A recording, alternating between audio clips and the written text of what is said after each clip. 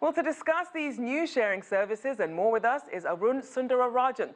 He's a professor at New York University's Stern School of Business and author of The Sharing Economy. Welcome to the show. Great to be on, Rachelle. Now, why have we seen such strong growth momentum in China's sharing economy? Well, I think that there's an interesting mix of capitalism and socialism that is represented in many of these sharing economy business models.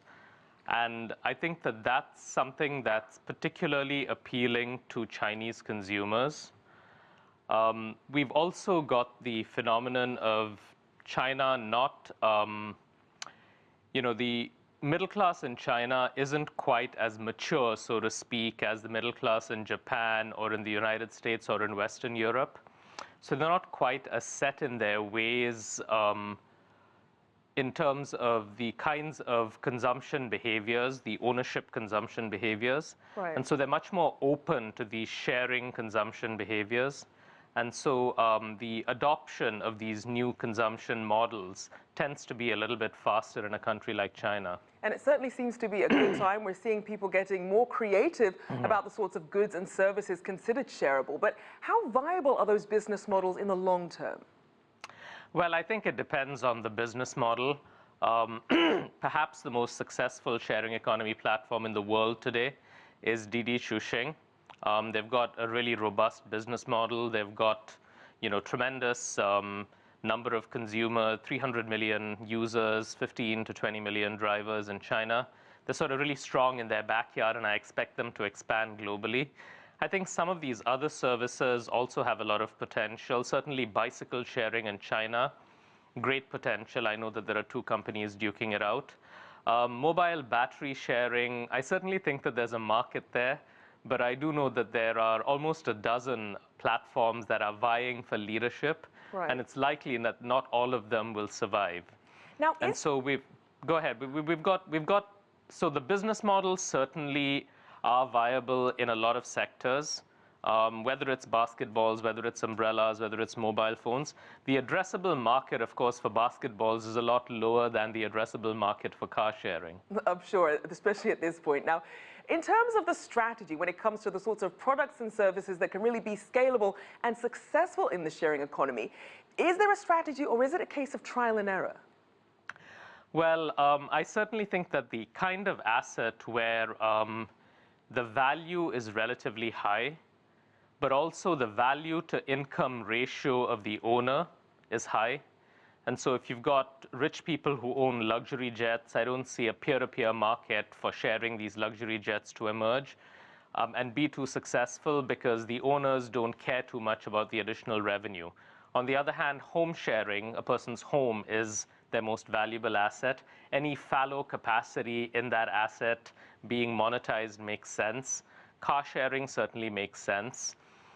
Some of the other categories, rather than being person to person or through a platform, will be the way that umbrellas or mobile phone battery chargers, the business models are emerging in China, where it'll be more of a rental model rather right. than a person-to-person model.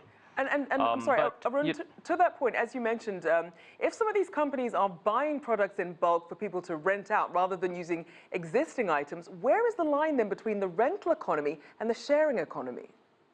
Well, I think the term sharing economy now encompasses a whole bunch of different business models, some of which have to do with genuine sharing between people, some of which have to do with rental, and some of which simply are creating a new model of organizing economic activity that is allowing tiny businesses or individuals to become commercial providers through a platform. So, it's been a, I often think back to the early days of social media, where a lot of people would look at, say, LinkedIn or Twitter and say, well, this isn't really social, it's professional. You don't really know these people. How can you call it socializing? Right. But now the term social media has its own meaning that is distinct from its component words.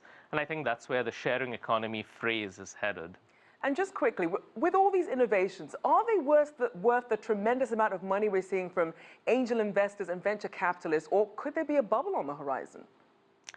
Well, I think that many of the business models are quite solid because of so much excitement around the sharing economy, especially in China. My book came out in China a couple of months ago, and I think it's sold like way more in China than it's sold in the United States already. But because of the excitement, there's going to be overinvestment. So there are bound to be some high-profile failures over the next few years. But fundamentally, I mean, we are looking at a multi-trillion-dollar sector of the economy in the years to come, as many of these business models, like Didi Chuxing's business model, become the dominant way of organizing economic activity and getting the services in the coming years. We'll certainly have to see which ones fall by the wayside. Thank you so much for your insights. Arun Sundararajan, author of The Sharing Economy and professor at the New York University's Stern School of Business. Thank you, Rachelle.